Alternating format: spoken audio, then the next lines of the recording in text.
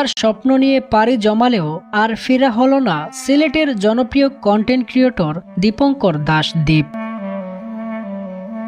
সকল জটিলতা কাটিয়ে অবশেষে আজ রাতে তার মরদেহ দেশে ফিরছে। স্বজন ও শুভাকাঙ্ক্ষীদের দীর্ঘ প্রতীক্ষার অবসান ঘটেছে আজই। ইউএস বাংলা এয়ারলাইন্সের একটি ফ্লাইটে রাত 6:30টায় মালয়েশিয়ার কুয়ালালামপুর থেকে দীপের মরদেহ দেশে রওনা দেয়। রাত 8:30টার দিকে মরদেহটি ঢাকার হযরত শাহজালাল আন্তর্জাতিক বিমানবন্দরে পৌঁছার কথা রয়েছে। দীপের মরদেহ গ্রহণ করতে তার স্বজনরা ইতিমধ্যে ঢাকায় পৌঁছেছেন। শাহজালাল বিমানবন্দরের ভিতর থেকেই তারা গণমাধ্যমকে জানান, ঢাকায় অবতরণের পর মরদেহ সড়কপথে নিয়ে আসা হবে। প্রথমে সিলেটে দীপের মরদেহ আনা হবে, তারপর হবিগঞ্জের বাহুবল উপজেলার পুটিজুরি গ্রামের বাড়িতে নেওয়া হবে।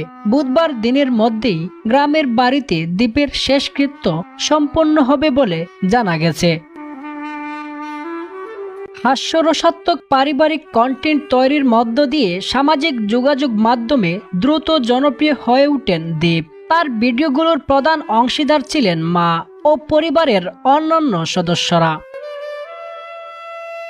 স্বল্প সময়ে ব্যাপক সাড়া পাওয়া এই তরুণের আকস্মিক মৃত্যুতে সিলেট সহ সর্বত্র নেমে এসেছে শোকের ছায়া। সাকিব আহমেদ ইমরান, JTV50।